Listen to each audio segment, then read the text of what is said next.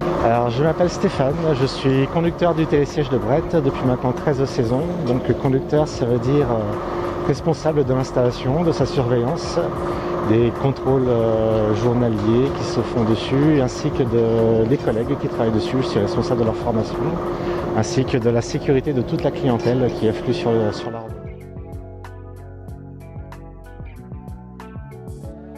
Oui, il y a un registre d'exploitation. C'est là où on consigne tous les contrôles qui sont faits sur les dispositifs de sécurité.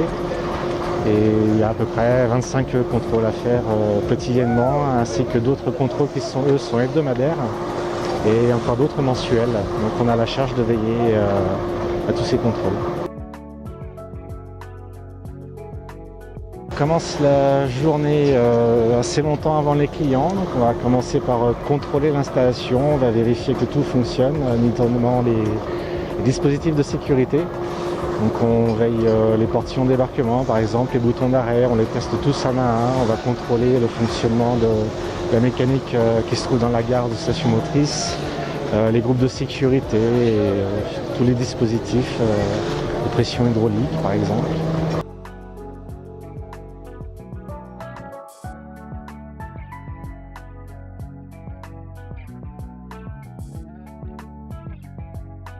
Bon, Claude Benin, alors voilà, bientôt 50 ans. Je suis chef d'exploitation à la Chapelle d'Abondance depuis 98, donc ça fait 20 ans cette année. Avant, j'étais électrotechnicien à Châtel. Voilà, je suis de formation électrotechnicien, électromécanicien. Chef d'exploitation, ça consiste à être le garant de la sécurité sur les remontées mécaniques. Donc ça passe par la formation du personnel, l'encadrement du personnel affecté à l'exploitation des remontées mécaniques, au contrôle des installations, à l'entretien des installations, s'assurer qu'on ait bien fait tous les contrôles obligatoires qui sont soumis à la réglementation en vigueur des remontées mécaniques, ce qu'on appelle grande inspection pour les téléportés, et I30 pour les téléskis.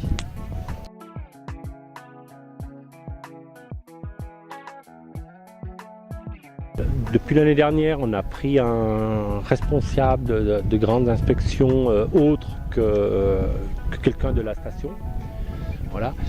Donc cette personne élabore le programme de la grande inspection, c'est-à-dire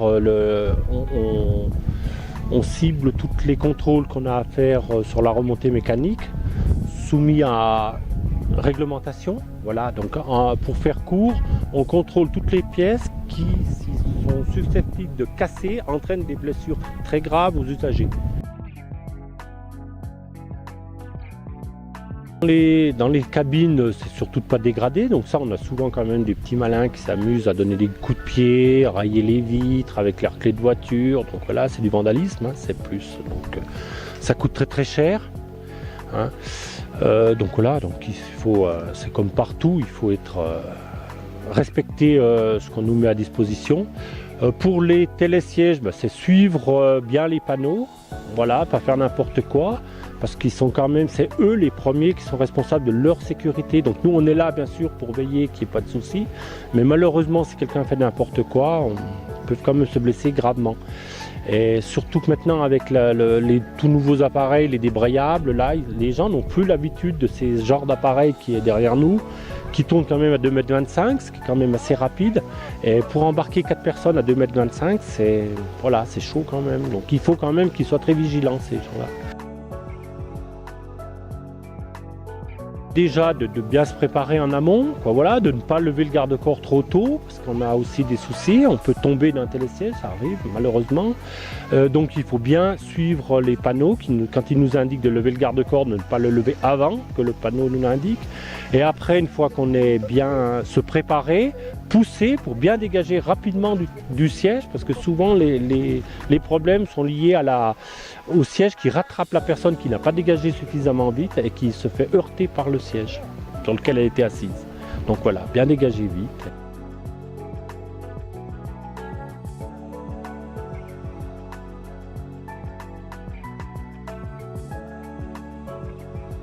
Donc me présenter, je m'appelle Franck Miotello, donc je suis responsable de site de la Chapelle d'Abondance.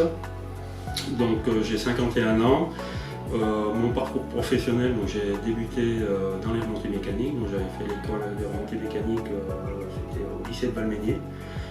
Et j'ai continué ce parcours par l'exploitation. J'ai démarré à Valménier dans différents postes d'exploitation. J'ai évolué pendant 35 ans dans tous les postes d'un domaine skiable pour finir directeur d'exploitation.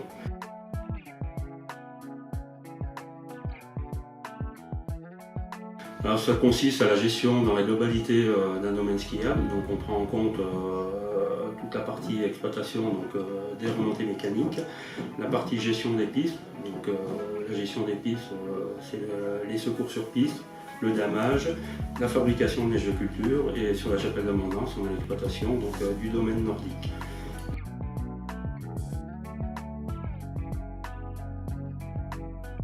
La nouveauté au niveau sécurité, nouveauté réglementaire, depuis le mois d'octobre 2017, chaque station met en place un SGS, donc système de gestion de sécurité, où on prend en compte la gestion de la sécurité tant au niveau technique et maintenance que exploitation. Donc on prend en compte tous ces aspects-là. On est audité à ce niveau-là. On prend en compte les compétences des gens. Donc, chaque année, nous, on fait des formations personnelles. En général, on a 3-4 jours de formation avec différents ateliers au poste de travail, réglementaire, sécurité. Donc, pour que nos agents soient bien formés, on a des entretiens d'évaluation qui sont faits en cours de saison pour éventuellement refaire d'autres formations ou s'assurer que les gens aient bien les bonnes compétences. Donc ça devient de plus en plus professionnel au niveau des remontées mécaniques.